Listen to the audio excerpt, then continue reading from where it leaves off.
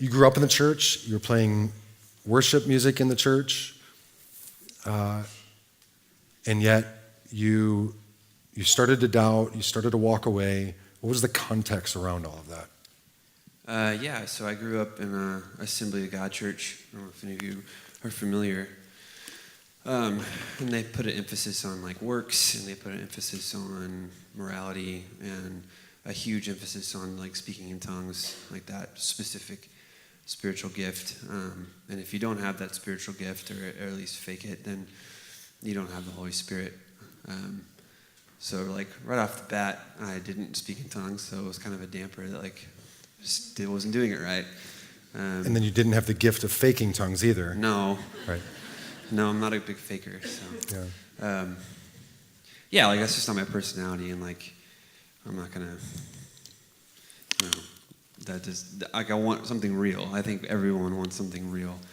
And then on top of that, like the moral standard that they held me to was impossible for everyone.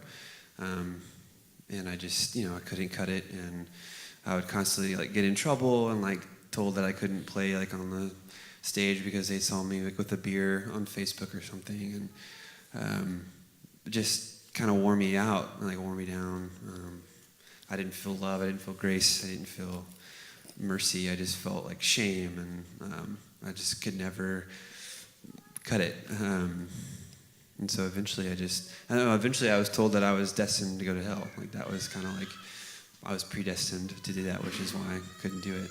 So then I was like, well, okay, I'll just live it up until I go to hell, which made sense. And so I just... Best life now. Oh yeah, living it now. Eventually just stopped caring. Like I didn't care anymore. And I was like, I'm going to go to hell. Like I was cool. I was cool with going to hell.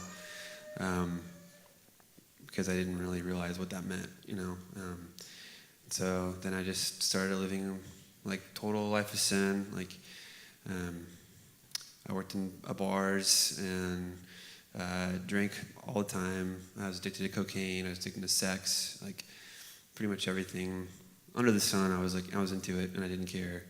And then it wasn't until my addiction to cocaine got so bad I thought I was going to die. Like I couldn't stop. Like I never wanted the night to end.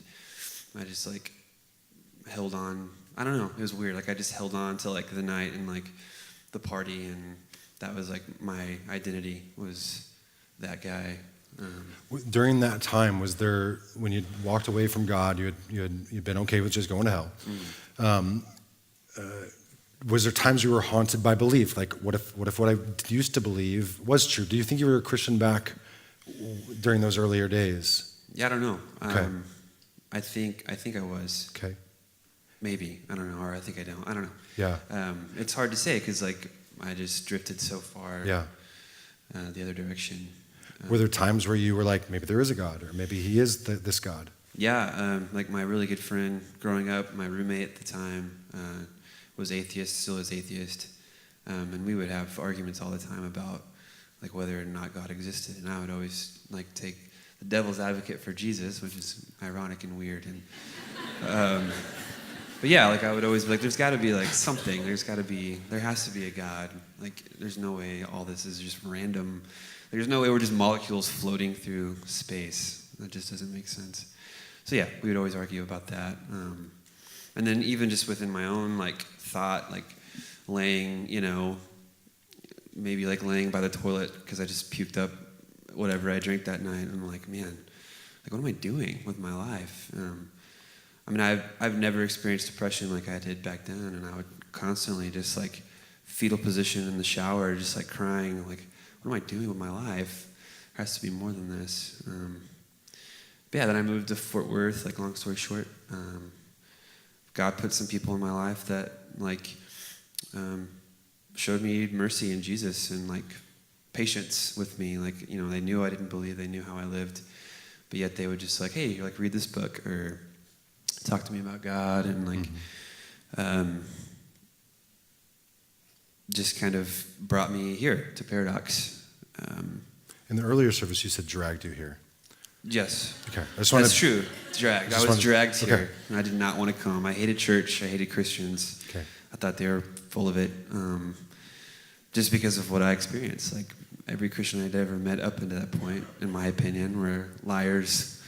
And yeah, so I got dragged here, and I was like sitting in the middle there one service, and you were preaching about suffering, and all of a sudden it just clicked. Like I just believed, and it was really strange because like a second before I was thinking of how like this was BS and I didn't want to be here, and then God just changed my heart and gave me the gift of faith. Mm-hmm.